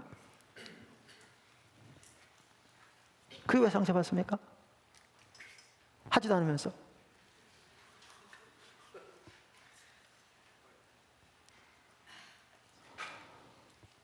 그리고 수천 가지가 진행되면 뭐 어떠냐고요? 자기가 하나님과의 관계에서 자기가 할 수 있는 부분만큼만 최선을 다하면 되지. 하나님 더 이상 요구하지 않으시는데. 그리고 그것은 어디 곳에 가든지 하나님 앞에서 우리가 하나님 백성을 해야 할 기본적인 자세인데. 근데 저는 상처 많이 말하는데요. 상처를 제일 많이 말했을 사람이 광야 생활하던 이스라엘 백성들이라고 생각합니다. 하늘나라를 한번 물어보십시오. 한 예를 들겠습니다. 홍해 앞에 사건 아시죠? 자, 이스라엘 백성들의 관점에서 한번 생각해 보십시오. 날이 갈수록 노역이 심해집니다. 그래서 부르짖기 시작합니다. 하나님께 도와달라고. 그랬더니 어느 날 모세라는 사람이 왔습니다. 그러면서 뭐라고 그러냐면 하나님이 자기들을 애굽에서 건져내신대요. 말 같지도 않은 얘기였습니다. 그게 가당치라도 하는 얘기입니까? 되면 좋지만 웃기는 얘기죠. 현실을 알아야지. 그런데 모세가 이런저런 기적을 행합니다. 그래서 뭐 될 것 같나 소망이 좀 희망이 생겼습니다. 그런데 바로 앞에 갔다 왔더니 바로가 성질을 내면서 이놈들이 게을러 가지고 등 따시니까 저런 짓 하고 있지. 그래가지고 노역을 더 강화시킵니다. 더 심하게 핍박을 받습니다. 그러니까 눈에서 불이 납니다. 저놈이 가만뒀더라면 나을 펀데 뭐 우리를 애굽에서 건져낸다 우는 아들이 이게 뭐냐는 거예요. 그래가지고 모세를 만나서 우리가 이미 살펴본 대로 하나님이 너를 심판하시기를 원한다 그렇게 말하잖아요. 그랬는데 갑자기 하나님이 또 막 역사하시고 그러면서 그 10번째 재앙은 모든 장자가 죽는데 어린 양의 피를 발라 문설주에 바로 그 속에 들어간 이스라엘 백성은 하나 죽지 않잖아요. 그러면서 출애굽하잖아요. 얼마나 기뻤겠어요. 야, 되는구나. 전혀 안 될 것 같았는데 근데 홍해 앞에 온 겁니다. 나중에 생긴 거죠. 그리고 애굽 군대가 코앞에 쫓아왔습니다. 도망갈 길이 없습니다. 그러니까 그들이 어떻게 했느냐? 모세를 원망했으며 아론을 원망했습니다. 애굽에 매장지가 없어 우리 여기 데려다 죽이냐? 그 상황에서 그렇게 말하는 게 너무나 당연했죠. 그들에게는, 그들의 관점에서는. 뭔 말 이해되세요? 그들의 관점에서 그게 당연한 얘기였다고요. 문제는 뭐냐면 하나님의 관점을 전혀 못 본 거죠.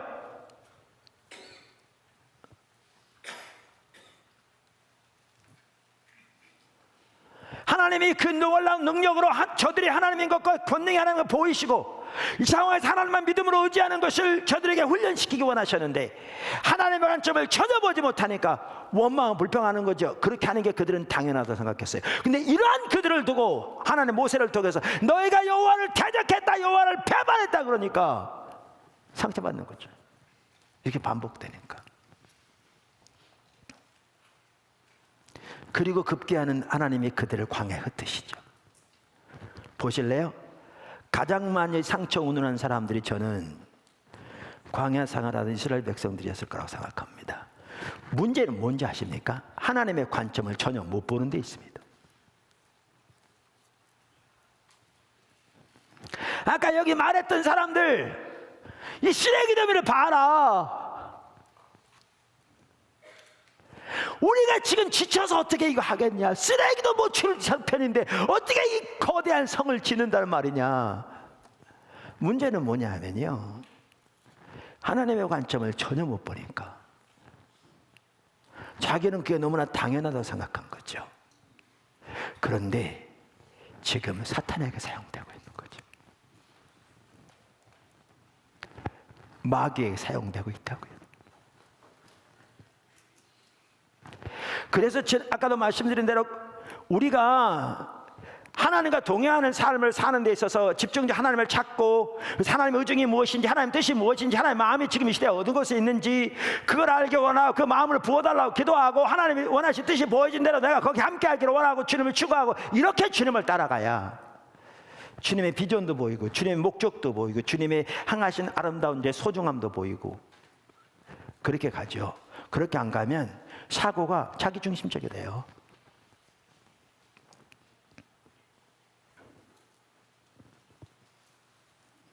그럼 이렇게 돼요.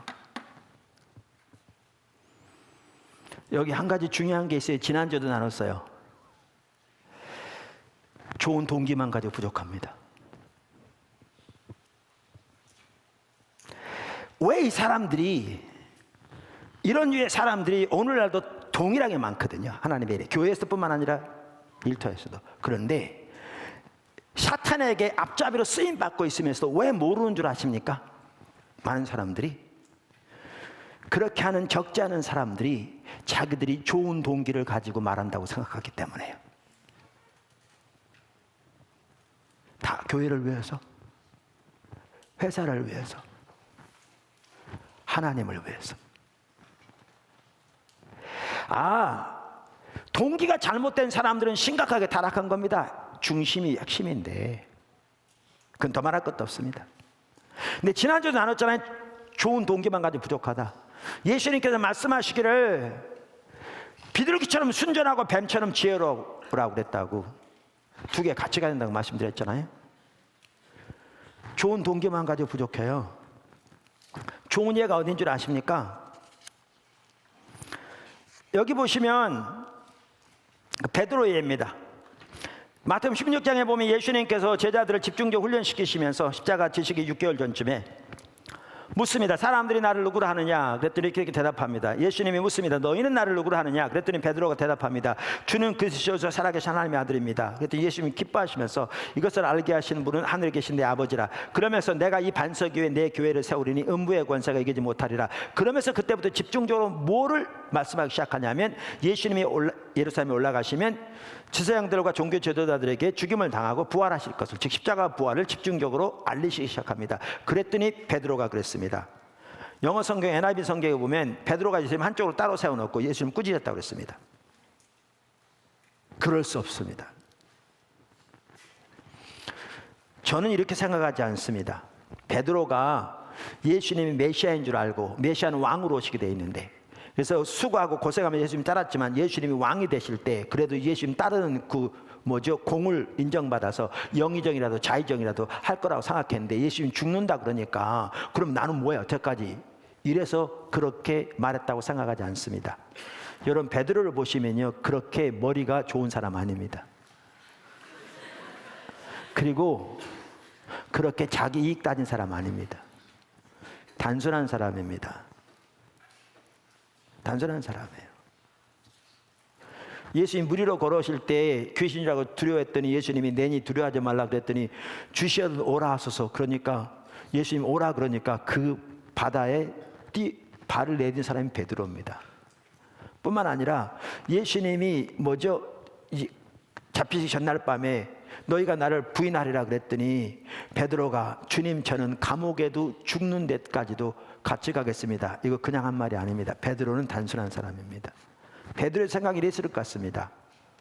자기들이 제자들인데 종교하는 선생님이 종교 지도자들에게 잡혀서 돌아가시도록 자기들이 내버려 둘 것 같냐 그 얘기죠. 보고 있을 것 같냐 그 얘기죠. 그 말 같은 소리를 하셔야지. 주님이 잡혀 돌아가시도록 우리가 가만히 있겠냐 그 말이에요. 그러니까 그런 소리 마세요 그 얘기예요. 그럼 잘한 거잖아요. 잘한 거 아니에요? 헷갈리십니까? 질문이 어렵나요? 잘한 거예요. 좋은 동기를 가지고 한 거예요. 나름대로. 자기는 나름대로. 근데 예수님이 그 베드로를 보고 다른 말도 아니고 사탄아 내게서 물러가라 그랬어요. 아니 네가 좀 뭘 모른다. 그래도 그런데 아니 쓸 말이 있고 안 쓸 말이 있지.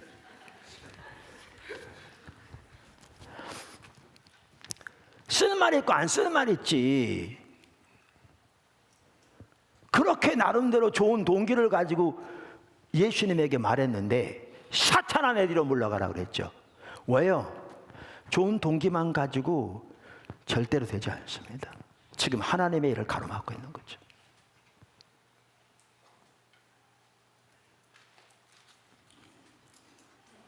하나님 관점을 모르니까요.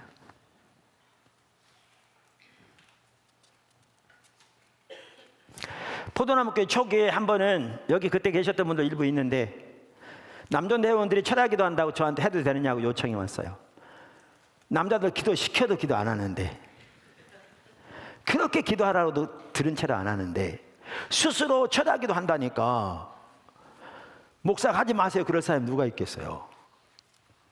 하세요 그랬어요. 그래서 월요일부터 철야했어요. 그 금요일 그때는 철야기도 따로 있었어요. 지금은 이제 철야기도 따로 없이 계속 2시간 다니며 기도에 계속 인도해주고 있는데 여러분 기도 열심히 나오세요. 그랬는데 철야기도 하는데 그때는 뭐 수가 얼마 안 되니까 같이 모여서 이렇게 빙들 앉아가지고 제가 예배 인도하면서 이렇게 찬양하고 기도하는데 갑자기 하나님의 임재가 완전히 거치는 것 같더라고요. 저 같은 경우에. 그러니까 특별한 사건인 거죠. 그런 일이 지금 25년 목회하도록 포도나무교회만 하더라도 한두 번 있을까 하면 몇 번 없었거든요. 그러니까 특별한 사건인 거죠. 하나님이 개입하신 거죠. 간섭하신 거죠. 그래서 그런 경우에 저는 무조건 인도하지 않고 그러니까 우리 지금 하나님께서 하나님의 임재를 완전히 거두신 것 같다. 우리 같이 기도하자. 뭐가 원인인지 찾자. 우리가 뭘 잘못하고 있는지. 그래서 같이 모여서 기도하면 주님의 은혜를 구하고 뜻을 구하고 지금 하나님 도와달라고 우리가 뭘 잘못하고 있느냐고. 그렇게 기도하고 난 다음에 서로 이런 저부분을 나눴는데 어떤 한 분이 기도 감동을 이렇게 나누는 걸 딱 듣더니 거기에 남전대원이 한 명 있었는데 듣더니 그러는 거예요. 우리 남전대원들이 하고 있는 거 얘기하는 것 같은데요. 그러면서 나한테 얘기해 주는 거예요. 그전에는 몰랐는데. 그러니까 남전대 회원들이 모여서 이제 하면 잠깐 모여서 얘기하고 난 다음에 기도하는 거죠. 근데 기도 많이 못 하잖아요, 남전대 회원들. 우리 남자가 좀 그런 게 있어요. 한 30분에서 1시간 기도했겠죠. 그 다음에 뭐 했냐? 교회를 생각해서 나누기 시작한 거죠. 사람들이 많이 오는데 왜 목사님은 저렇게 사람들 쫓아내고 있나? 저들 다 모아가지고 잘 가르치는 것이 중요하지 등등. 문제는 뭐냐 하면 좋은 동기를 가지고 하는데 교회를 사랑해서 하는데 영적인 분별력이 어두워졌으니까 뭐가 문제인지 이슈를 모르는 거죠, 지금. 다시 말하면 다른 교회에서 흔히 일반적으로 하는 인간적인 방법을 통해서 교회를 숫자적으로 성장하는 데 관심이 있는 거지, 교회가 철저하게 예수의 터 위에 세워지도록 하나님께서 인도하고 계신데 그러한 하나님의 관점을 전혀 공유하지 못하는 거죠. 문제는 흩어져서 한 사람 한 사람이 주님을 안 따라올 때는 따라와야 되지만 안 따라오는 건 그렇지만 요게 모아지면 그건 교회가 주님을 따라가는데 막강한 방해가 될 수 있거든요. 딱 듣는 순간에 제가 그 다음 날짜로 남존대 철학기도 없애버렸습니다. 하지 말라고. 오죽했으면 하나님은 간섭하셨겠어요. 전혀 저를 모르고 있었는데. 그리고 그런 일이 매일 있던 것도 아니고 25년 동안에 2번인가 3번인가 있을 만큼 특별한 사건이었는데, 문제가 뭔지 아십니까? 분별력이 없으니까. 하나님 관점이 가려지니까. 여러분, 정탐꾼을 다녀왔던 10명이 순식간에 60만 명 전체를 오염시킨 거 아십니까? 그래서 그들이 더 이상 하나님의 역사에 함께하지 못한 거 아십니까? 하나님 그들을 광야에 흩으셨죠, 최종적으로. 그걸 히브리서 3장은 살아계신 하나님에게서 떨어질까 너희는 조심하라. 그러니까 그게 떨어진 겁니다. 이 말은 하나님의 계획에서 제외된 거죠. 지옥 같다는 얘기가 아닙니다. 근데 어떻게 그 10명이 60만 명을 그 순식간에 오염시킨 줄 아십니까? 똑같은 가치관을 가지고 있으니까요.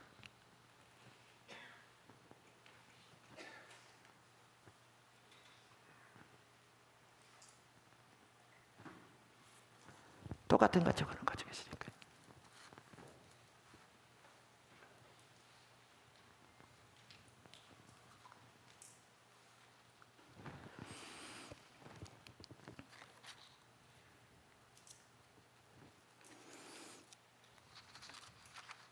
이와 같이 때로는 사탄은 내부로부터도 공격하고 그것이 외부 공격보다 더 힘들고 진이 빠질 수 있는데요. 공격하는 주된 방법 중에 하나는 이겁니다. 어떤 사람들이 원수의 말을 그대로 받아다가 직접 안 들을 수도 있어요. 같은 가치관의 얘기예요. 사고가 똑같기 때문에 받아다가 내부에 퍼뜨려서 사람들의 마음을 낙심시키고 좌절시키고 분리시키는 겁니다. 그리고 그걸 통해 하나님의 일을 못하도록 막는 것인데, 사탄은 변두리에 있는 사람들을 통해 역사합니다. 그래서 여기서 중요한 게 있어요. 여러분은 이제 포도나무 교회는요, 성도들이 많이 성숙해서 그런 영향력이 거의 없습니다. 지금은. 예를 들면 한 분이 한국에 있는 큰 교회에서 아주 목사님 아주 가까이 아는 장로님 중에 한 분이었는데, 포도나무께서 그 교회 목사님을 그렇게 욕하는 거예요.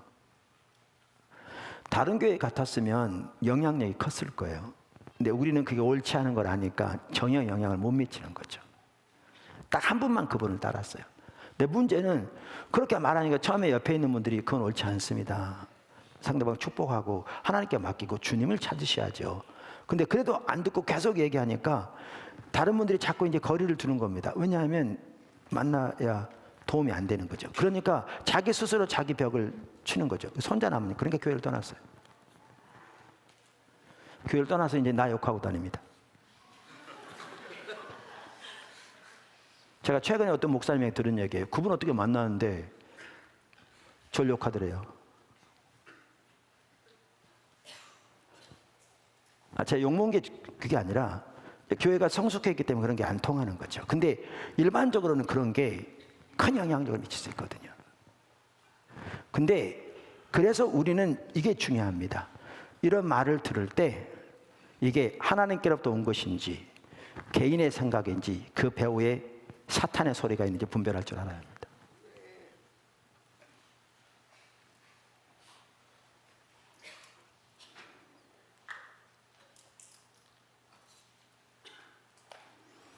그리고 하나님께서 온 소리면 듣지만 나머지는 버려야 합니다. 제가 가끔 말씀드리잖아요. 이렇게 가다 보면 어떤 사람들은 이렇게 저렇게 저에게 건의합니다. 예를 들면 예배 시간이 너무 길어 이래가지고 새로운 신자가 오겠어요? 뭐 등등. 어떤 분은 이렇게 예배 드리는 걸 너무 좋아하면서 어떤 아나운서 한 분은 제가 어느 TV 방송 갔더니 자기가 이근재 선생님 이 교회 나오고 싶다고 그러더라고요. 하나님 찾는 사람. 근데 저는 어떤 사람이 뭘 건의할 때 그분이 말하는 것 전에 그분이 어떤 사람인가를 봅니다. 저는 그분이 하나님을 진실로 사랑하고 하나님의 뜻에 순종하기를 열망하고 주님의 뜻이라면 정말 기꺼이 어떤 대가를 지불하고도 주님 뜻에 순종하고자 하는 그런 사람이면요, 저는 귀를 쫑긋하고 듣습니다. 무슨 말을 하는지. 내가 설령 판단해서 그걸 안 받아들이더라도 하나님과 관계에서 옳지 않기 때문에 그런 일이 있더라도 저는 귀를 쫑긋하고 듣습니다. 근데 그분이 종교적인 의식 그래서 빼놓지 않고 주일날 교회는 나올지 모르지만 하나님에 대한 하나님과 인격적인 전혀 관계에 있지 않고 정말 예배를 통해서 하나님 그분을 알고 그분을 존재를 사랑하고 싶지도 않고 하나님의 목적의 삶이 들여지도 않고 삶은 전혀 하나님 중심도 아니고 하나님이 통치하는 삶도 아니고 자기 생각대로 자기 주장대로 살아가는 게 일반적인 삶을 살아가고 있는 그저 종교적인 의식만 하고 있는 사람이 저에게 말하면 저는 귀도 안 기울입니다. 그 앞에서 그렇습니다. 네, 일이 곧바로 나갑니다. 왜냐하면 제가 그런 사람의 말을 듣고 따라가면 포도나무교회는 망합니다. 동의하세요? 그런 사람의 의견을 듣고 제가 교회를 조정해 가면 포도나무교회는 망합니다. 지금까지 하나님의 인도에 왔던 모든 것 다 쏟아집니다. 저는 그런 사람들은요, 겉으로는 듣는 친절하게 인사를 할지 몰라도 귀도 안 기울입니다. 곧바로 통과합니다.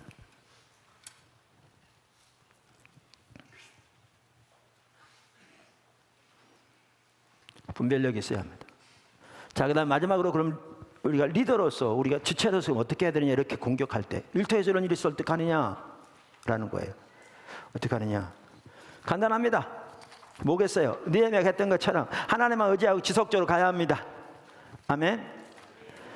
목적은 다 중단시키기 위한 거라니까요. 하나님의 일에 지속적으로 가야 합니다. 근데 여기 중요한 게 있습니다. 하나는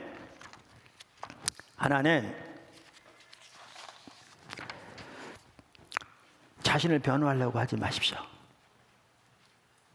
그러니까 모세의 경우처럼 하나님의 백성들에게 또 사람들에게 하나님의 관점에서 하나님의 행하심을 단호하게 나올 때가 있습니다. 이스라엘 백성들이 하신 것처럼. 그런데 예를 들면 모세도 미리암과 아론이 모세를 대적할 때 자기를 변호하지 않았습니다. 납작 엎드렸습니다. 제가 이렇게 처음 교회 7년 섬겼고 한국 들어와서만 하더라도 포도나무 교회가 내년에 25주니까 지금 제가 한국에서 목회한 것만 32년입니다. 그러니까 적은 건 아니잖아요. 32년이니까. 그러니까 수없이 많은 사람들을 이렇게 상대하고 봤는데 사탄이 말을 통해 역사하는데요. 자기 중심적인 가치관에서 판단하는 말들이 교회에 돌기 시작하면 완전히 교회는 쑥대밭답니다. 이게 사탄의 수법입니다. 자기 중심적인 관점에서 판단한 말들, 이게 지금 사탄의 공격이잖아요. 그러면 요게 가면 한마디가 그리 가면 그 사람은 요걸 또 왜곡시키기 위해서 이게 두 마디가 됩니다. 이게 두 마디가 두 사람한테 가면 4개가 됩니다. 그러면 시작한 말 하나가 2, 4, 8, 16, 32, 64, 128, 256 이렇게 가가지고 확장됩니다. 그러면 공중이 아예 판단한 말로 화살이 가득 찹니다. 숨도 못 쉴 만큼. 그 상황에서 교회가 성령 인도를 따라가는 거예요? 불가능합니다. 불가능합니다. 개인들이 영적으로 건강한 거예요? 불가능합니다. 하나님의 뜻이 이루어지는 거예요? 불가능합니다. 이때 누군가는 그 수를 줄여야 되는데요. 목사가 해야 할 중요한 한 가지가 뭐냐 하면 변호하는 걸 중단하는 겁니다. 화살 수를 줄여야 돼요. 때로는 하나님 중적인 얘기를 강하게 성령의 인도를 따라할 때가 있어요. 자기 생각이 아니고, 자기를 변호하기 위한 게 아니고, 하나님의 일을 나눌 때가 있어요. 모세처럼. 그걸 제가 부인하는 거 아닙니다. 그런데 자기를 변호하기 위해서 말하기 시작하면 요 말이 또 왜곡돼서 이제 화살수만 드러납니다. 반복적. 해결 안 됩니다. 하나님만 의지합니다. 두 번째 중요한 게 있습니다. 상대방에 대해 좋은 마음을 가져야 합니다. 상대방에 좋은 마음 가져야 합니다. 상대방에 대해 서운한 마음이 들기 시작하고 미워하는 마음이 들기 시작하면 지금 사단에게 진 겁니다. 그리고 우리가 상대방에 대해 그런 마음을 가지고 있으면 사탄이 그걸 통해 역사합니다. 그래서 상대방에 대해서는 최대한 좋은 마음을 가지고 하나님만 의지하고 내가 상대방에 대해서 할 부분은 신실하게 하면서 하나님께 순종해 나가야 합니다. 매우 중요합니다. 포도나무 교회 청교에서 교회 거의 없어질 뻔했다고 그랬잖아요. 그때요, 그 중심에 한 분이 있었습니다. 그러니까 그분이 하나님에 대한 열정은 뛰어날지 몰라도 상처가 많아가지고 모든 걸 왜곡되게 보는 게 있었습니다. 그 다음에 제 말을 다른 지체들에게 자꾸 왜곡되게 옮기니까 이게 점점 더 커졌습니다. 물론 저의 부족함도 다 있었지만 그 부분이 주된 원인 중에 하나였습니다. 그래서 교회가 지난번에 나눈 것처럼 40%가 나가고 언제 교회 문 닫을지 모르는 그러한 심각한 가운데 빠졌는데 그분만 안 나갔습니다. 그분이 원인을 제공해놓고 그분 안 나갔다고 교회를. 정말 쉽지 않았습니다. 그때 하나님께서 저에게 가르쳐 가신 게 있습니다. 그분은 최대한 좋은 마음으로 하나님의 사람이니까. 그분이 사탄 아니잖아요. 그 배후엔 어둠의 세력에게 본인도 모르게 이용된 거지. 그분은 하나님의 사람이잖아요. 그러니까 최대한 좋은 마음을 가지는 겁니다. 그리고 그분은 하나님께 맡깁니다. 그리고 내가 그분에 할 것은 신실하게 하는 겁니다. 목사로서 교회 그리고 하나님께 맡깁니다. 상대방에 대해서 올바른 마음을 갖는 게 필수입니다. 그렇지 못하면 사탄이 그걸 사용합니다. 그걸 사용합니다.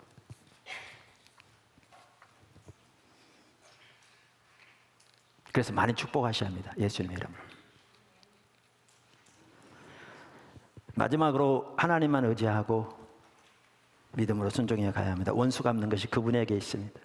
그분이 때가 되면 그분의 여러분의 머리를 드실 것입니다. 그리고 그렇게 하나님의 인도를 따라 계속 그러니까 하나님의 일에 순종해 갈 때 하나님의 일은 이루어집니다. 교회는 세워지고 니에미아의 성벽은 세워지고 여러분 동안 하나님의 일은 이루어집니다. 이 책 영적 리더십 책인데요. 여기 보면 이런 내용이 있어요.